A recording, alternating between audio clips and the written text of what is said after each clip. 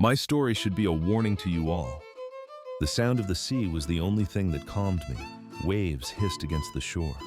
I sat in the darkness, listening to the rhythm, trying to stop my hands from shaking. It was a rhythmic thumping, like a heartbeat, or perhaps like the idle of a large engine. I looked down at my left leg. The plastic and carbon fiber prosthetic gleamed faintly in the moonlight.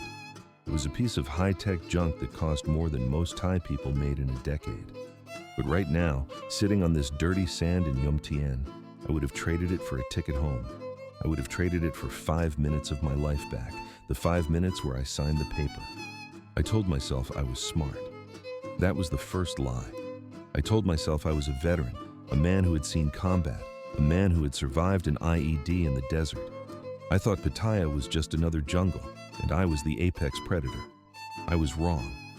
I was just a wounded gazelle limping through the tall grass. And the lions here do not roar. They smile. They pour you a drink. They touch your scars and tell you that you are strong.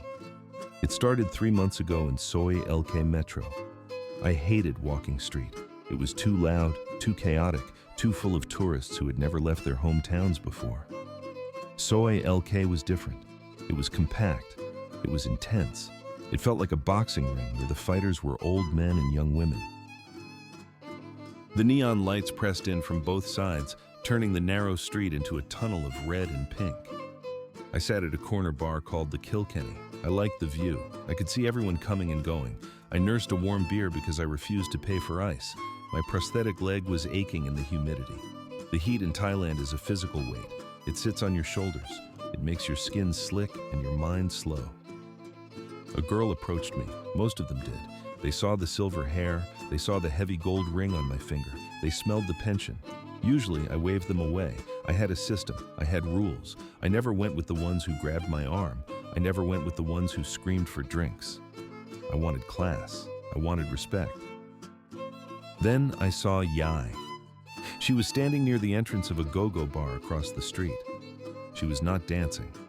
She was leaning against a motorbike, smoking a cigarette. She looked bored. That was what caught my eye. The boredom. She looked like she was above it all. She was tall, taller than the average Thai girl. She had long black hair that fell down her back like a curtain of silk. Her shoulders were square but feminine. She wore a tight black dress that showed off legs that went on forever. Real muscle in those legs. Not the skinny, malnourished look of the farm girls. She looked like an athlete. I watched her for 20 minutes. I analyzed her. That is what we do, isn't it? We sit there and we judge. I looked at her hands. Small knuckles. Delicate fingers. I looked at her throat. Smooth. No lump. I nodded to myself. I knew the signs. I had been coming to Thailand for 5 years. I could spot a ladyboy from 50 meters away. The walk gives them away. The exaggerated swing of the hips. Yai did not swing. She moved with a prowling grace. She caught me staring. She did not smile. She just held my gaze. It was a challenge. I liked challenges. I finished my beer and limped across the street. My gait was uneven, the carbon fiber foot clacking against the pavement. I stopped next to her. You like the bike? It was not a question. Her voice was low, husky, smoky. I looked at the machine she was leaning on. It was a Honda Click, a scooter. It is a toy, I said. I ride real bikes. She raised an eyebrow. Real bikes? Like what? Ducati, Harley, big engines. She laughed then. It was a dry, rasping sound. Farang always talked big, but Farang cannot ride in Pattaya traffic. Farang crash. Farang die. She spoke English well. No grammar mistakes. No broken, majestic pidgin. She sounded educated.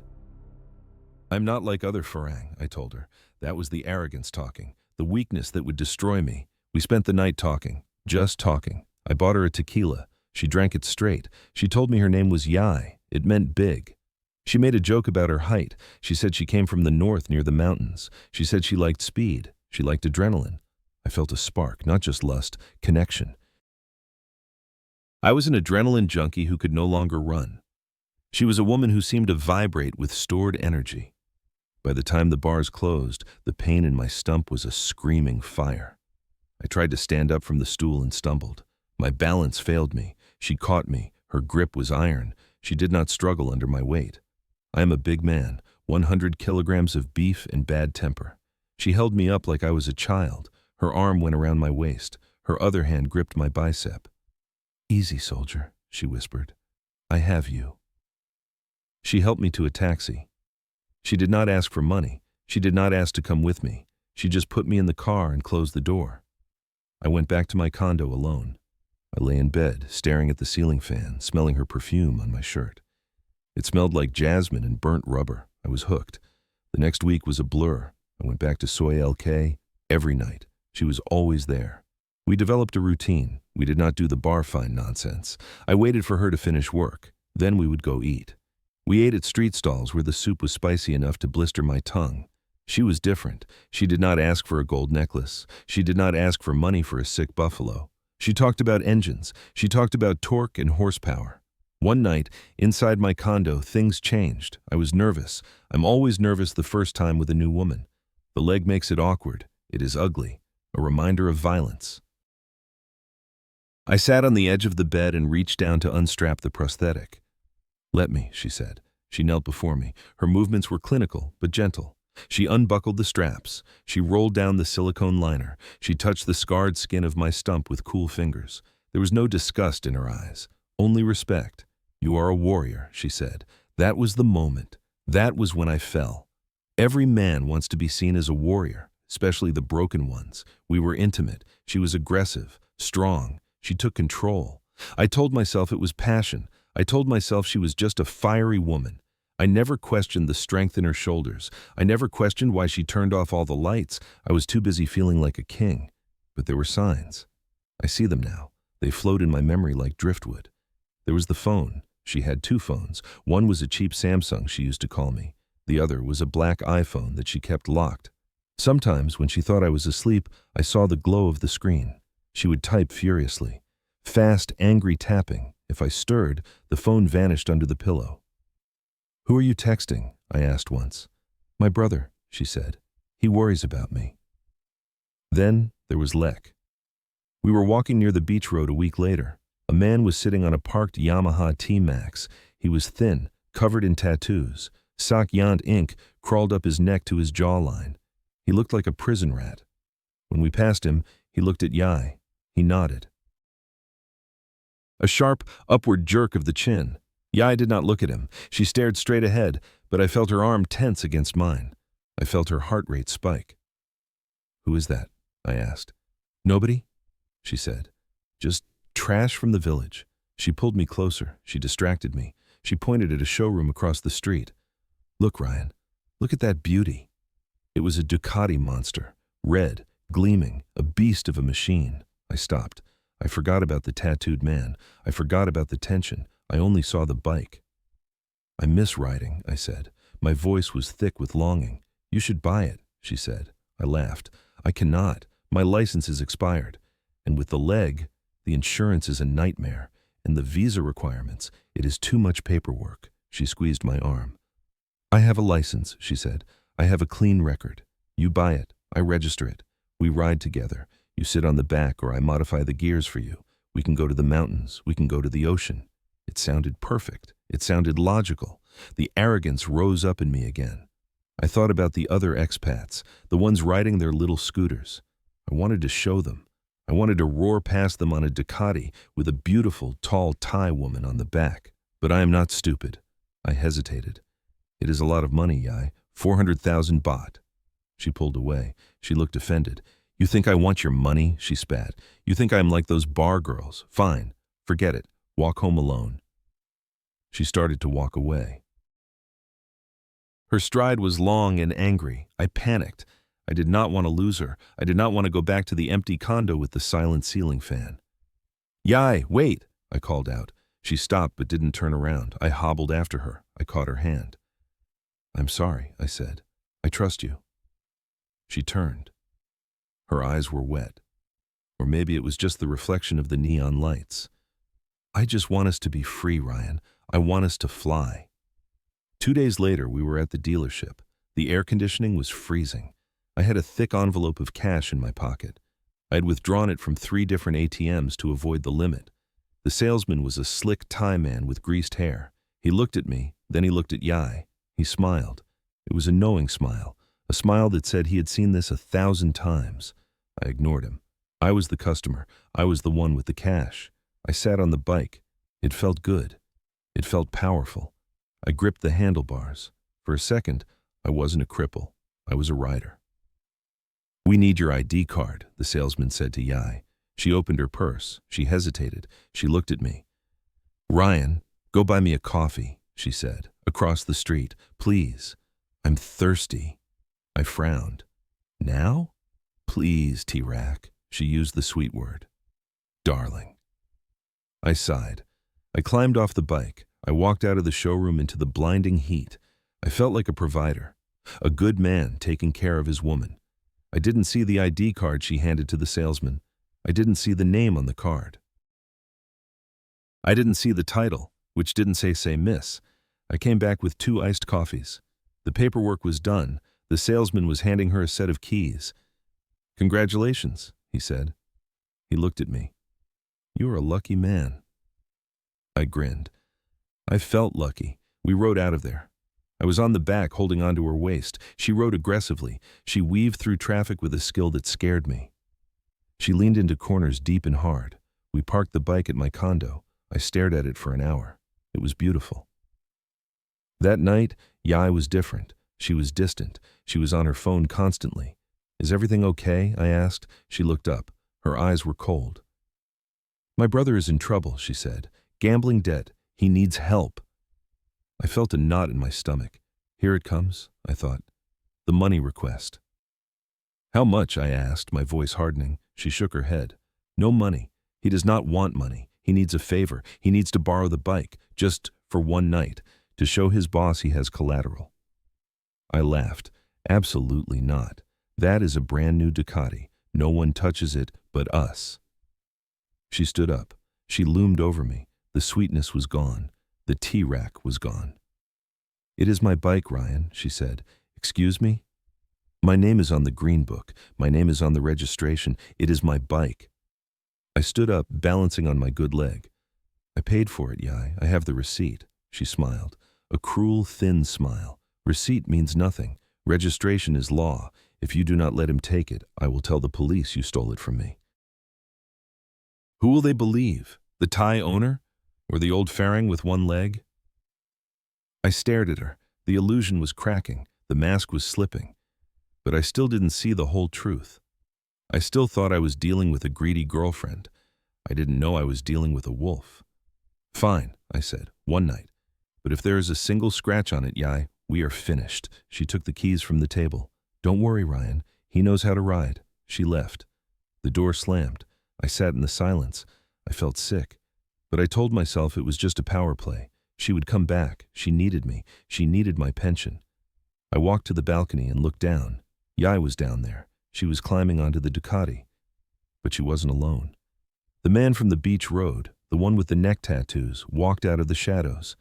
He didn't get on the back. He walked up to Yai.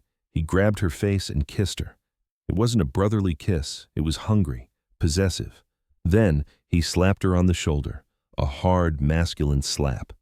And then I saw it. Yai took off her heels. She tossed them into the bushes. She stood barefoot on the asphalt. Her stance changed. The feminine grace vanished. She stood with her legs wide, shoulders hunched. She rolled her neck. She climbed onto the bike. The way she threw her leg over, it wasn't the way a girl in a tight dress moves. It was the way a man moves. The tattooed man climbed on the back. They revved the engine. The Ducati roared. It was a sound of pure power. As they peeled out of the parking lot, the tattooed man looked up at my balcony. He knew I was there. He raised a middle finger. I stood there, gripping the railing until my knuckles turned white. The text message arrived 2 minutes later. It was from Yai. "Thanks for the gift, old man. Don't wait up." I looked at the phone. Then I looked at the empty parking spot. The realization hit me like a physical blow to the gut. It wasn't just the bike. It wasn't just the money. I thought back to the darkness in the bedroom. I thought about the strength in her arms. I thought about the ID card I never saw. I felt the bile rise in my throat. I grabbed my keys. I had to find them. I had to stop them. I didn't know where they were going. but I knew where the noise was. Soy LK Metro. I left the condo. I didn't take a taxi. I walked. I marched. My prosthetic leg slammed into the pavement with every step. Click, thud, click, thud. I was going to get my bike back, or I was going to kill someone. I was a veteran. I was a warrior. I was a fool. The night was just beginning, and I was walking straight into the meat grinder. Logic check. Weakness equal Western superiority complex blind to details. Chase trap equals the identity swap. Yai is male. Fatal mistake equals registering the Ducati in her name for convenience. Planned ending equals physical domination by the victim and total loss of asset. Soy LK Metro was not a street, it was a cage. The shape of the place was a horseshoe. Once you walked in, the bars curved around you. There was no fresh air here. The buildings blocked the wind from the ocean. The air was thick with the smell of old frying oil and cheap perfume. It smelled like desperate men and expensive mistakes. I pushed through the crowd. My prosthetic leg was heavy. The sweat made the silicone liner slippery against my stump. Every step was a battle to keep my balance, but I was focused. I had tunnel vision. I saw the neon sign of the Destiny Bar. That was where Yai worked. That was where my Ducati was parked out front. I saw the bike first. It was magnificent, a red beast gleaming under the streetlights. I'd paid for every bolt. I'd paid for the custom exhaust. I'd paid for the insurance. But on the registration paper, the name was not Ryan. The name was Yai. The agent had told me it was easier this way. He said a foreigner needed too much paperwork. He said I could trust Yai. I trusted my own strength. I trusted that a 58-year-old veteran could handle a furious Thai woman if she got greedy. I was arrogant. I walked up to the bike. I reached into my pocket for my spare key. I was going to take it and leave. I was going to ride to the border and figure out the rest later. A hand grabbed my shoulder. It was not a gentle touch. It was heavy. I turned around. A man stood there. He was short, thick, covered in tattoos. He wore a tight black shirt that showed off his gut. This was the brother. The one Yai said was looking out for her, the one I had bought drinks for. He smiled. His teeth were stained red from betel nut. "You go nowhere," he said. I swatted his hand away. "I'm taking my bike," I said. "Step aside." I turned back to the Ducati. I jammed the key into the ignition. The man whistled, sharp and loud, from the dark entrance of the Destiny Bar. Yai emerged. She looked stunning. She wore a silver dress that hugged every curve. Her hair was pulled back tight. She walked with that gliding grace that had captivated me 2 months ago. She looked like a princess, but her eyes were cold. She did not look at me with love. She did not look at me with pity. She looked at me like a butcher looks at a pig. "Ryan," she said. Her voice was low. "Give me the key." I laughed. It was a dry, bitter sound. "I paid for this," I said. "I paid for your apartment. I paid for your mother's hospital bills. The ride is over, Yai." I swung my leg over the seat. It was hard to do with the prosthetic. I had to grab the handlebars to hoist my weight. Yai moved. It was not the movement of a girl. It was not the movement of the delicate flower I thought I knew. She lunged. Her hand clamped around my wrist. The grip was iron. It was stronger than mine. I froze. I looked at her hand. The veins were popping. The knuckles were thick. I looked up at her face. The soft lighting of the bar was gone. Under the harsh street lamp, the shadows changed. The jawline was too square. The shoulders were too broad. The realization hit me like a mortar shell. I had been sleeping with this person for 8 weeks. I had let this person wash my back. I had let this person massage my stump when it ached. My arrogance had blinded me. I saw what I wanted to see. I saw a submissive Asian girl who needed a savior. I did not see the truth. "Let go," I snarled. I tried to twist my arm free. I used my body weight. Yai did not budge. Instead, she smiled. And then she spoke. But she dropped the falsetto. She dropped the soft, high-pitched coo she used in the bedroom. Her voice was deep. It was a baritone rumble from the chest. "It is not your bike, Ryan," he said. "It is my bike." The sound of that male voice coming from those red lips paralyzed me. My brain could not process it. The dissonance broke my concentration. The brother stepped forward. He kicked my good leg. My knee buckled. I tried to catch myself on the bike, but Yai shoved me. He shoved me with the force of a man in his prime. I fell backward. I hit the pavement hard. My head bounced off the concrete. My prosthetic leg twisted at an unnatural angle. The sound of metal scraping stone echoed in the narrow soi. I gasped for air. The pain in my back was blinding. I looked up. Yai stood over me. He adjusted his dress. He smoothed out the silk over his hips. He looked down at me with absolute contempt. He reached down and plucked the key from my trembling fingers. "You stupid farang," he said in that deep, mocking voice. "You think you buy me? You think you own me because you have money?" He laughed. The brother laughed. A crowd began to gather. Other girls from the bars, tourists holding beers. They formed a circle. I tried to get up. I pushed myself up on my elbows. "Stay down," the brother said. He pulled a knife. It was a small blade, curved like a claw. He didn't wave it around. He held it low, near his thigh. He knew how to use it. I looked at Yai. I looked for a trace of the woman I thought loved me.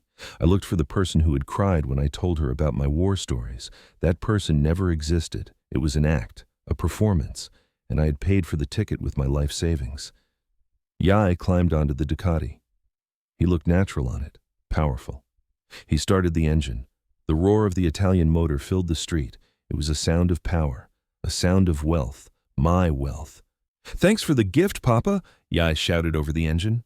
He revved it once, twice. The back tire spun, kicking dust into my face. Then he peeled out. The bike shot forward, weaving through the tourists, disappearing around the curve of the horseshoe. The brother spat on the ground next to my head. Then he turned and walked back into the darkness of the bar. The circle of people stared. Some laughed, some looked away, embarrassed. I was lying in the gutter of Soy LK Metro. My leg was detached. The locking pin had disengaged during the fall. My expensive carbon fiber limb lay 2 feet away from me, like a piece of trash. I reached for it. My hand shook. I crawled. I dragged my body across the dirty pavement. I felt the grit digging into my skin. I smelled the sewage from the storm drain. I grabbed my leg. I pulled it to my chest. I sat up against the wall of a closed currency exchange booth. I had no bike. I had no money. It was all in the bike. I had emptied my account to buy it cash, thinking I could sell it when I needed to leave. I had no woman. I checked my pockets. My wallet was there. I opened it, empty. While I was on the ground, someone in the crowd had picked it clean. My credit cards were gone. My cash was gone.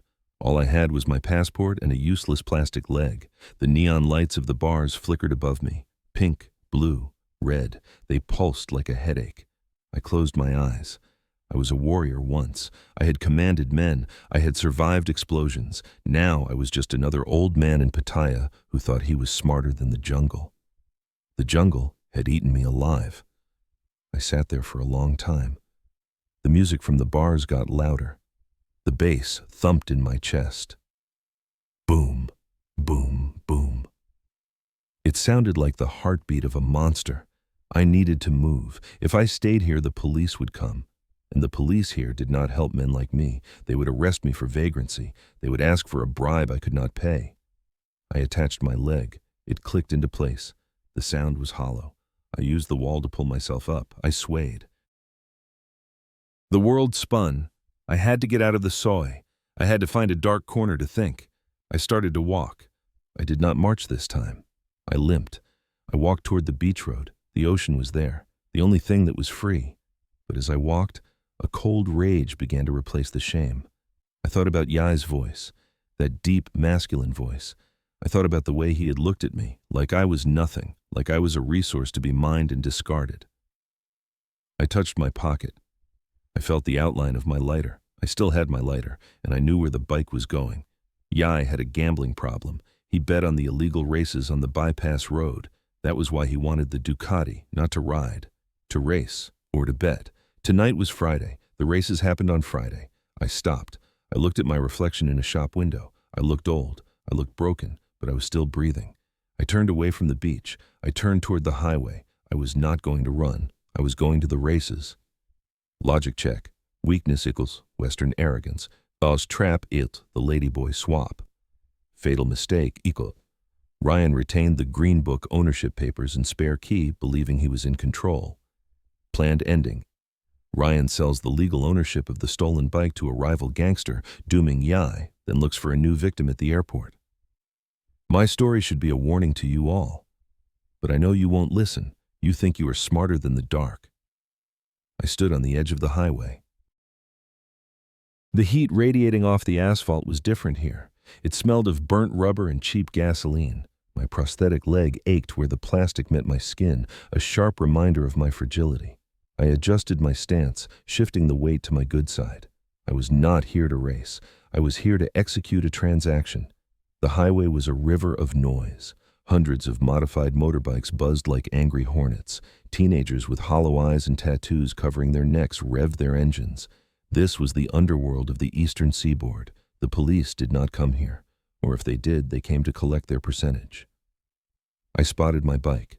The Ducati was unmistakable, even in the sodium glare of the streetlights. The red paint screamed money. It was parked near a Toyota pickup truck. Yai was there. She looked electric. She was shouting at someone, waving a stack of banknotes. She looked more alive than she ever had in my apartment. Then I saw the rider. It was the brother, the man who had carried my groceries, the man who had fixed my sink. He was wearing a tight leather racing suit that looked ridiculous on his slender frame. He took off his helmet. He shook out his hair. It was long, silky. He leaned in and kissed Yai. It was not a kiss between siblings. It was deep, possessive, hungry. The realization hit me like a physical blow to the gut. There was no brother. There never was. It was the ladyboy swap. I had been paying for their life together. I had been the sponsor for their romance. The man I thought was a simple laborer was her lover. And he was beautiful. More beautiful than her in a terrifying, angular way.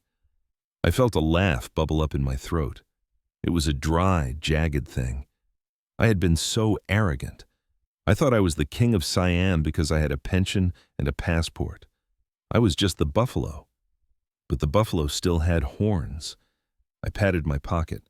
I felt the hard rectangle of the green book, the ownership papers, and the spare key fob. In Thailand, possession is 9/10 of the law, but among thieves, leverage is everything. I did not walk toward Yai. I walked toward the other side of the track. A group of men sat on plastic stools around a black Mercedes. They looked heavy, dangerous. Gold chains thick enough to anchor a boat hung around their necks. The man in the center was smoking a cigar. He watched Yai with cold eyes. He was the rival, the one she was betting against. I limped into their circle. The guards tensed. One reached for his waistband. I held up my hands. I spoke to the man in the center. I used my broken, ugly tie. I told him I had a business proposition. He looked at me with amusement. He asked what a cripple could offer him. I pulled out the green book. I pointed to the red Ducati across the road. I told him the bike was mine, legally. I told him I had the spare key in my pocket. I told him that if he gave me 50,000 baht, a fraction of its value, I would sign the book over to him right now, and I would give him the key. He looked at the book. He looked at the bike. He looked at Yai. A slow, cruel smile spread across his face. He understood the game. If he owned the bike and he had the key, Yai wasn't just losing the race, she was stealing from him. And in this world, stealing from a man like him meant death. He snapped his fingers. One of his men handed me a thick envelope. He didn't even count it. He knew it was nothing to him. I signed the back of the book. My hand did not shake. I handed over the plastic fob. The boss nodded at me. It was a dismissal. I turned around and walked away. I did not look back. Behind me, the race was starting. Engines screamed, but then I heard a different sound, the deeper roar of the Mercedes engine and the shouting of men. I heard Yai scream. It wasn't a cheer. It was a shriek of terror. I kept walking. The sound of the sea was gone. Now there was only the sound of my own survival. The airport terminal was freezing. The air conditioning was set to preserve meat. I sat on a metal bench clutching the envelope of cash. It wasn't enough to buy a new Ducati. It wasn't enough to buy back my dignity, but it was enough for a ticket. I looked at the departure board. Flights to London, flights to Sydney, flights to hell. I walked to the counter. The woman in the uniform smiled at me. It was the famous Thai smile. The mask. I hated it now. I saw the skull beneath the skin. I asked for a one-way ticket. She asked me where I wanted to go. I paused. I looked around the terminal. A man was standing near the currency exchange. He looked to be about 60, fat, sweating.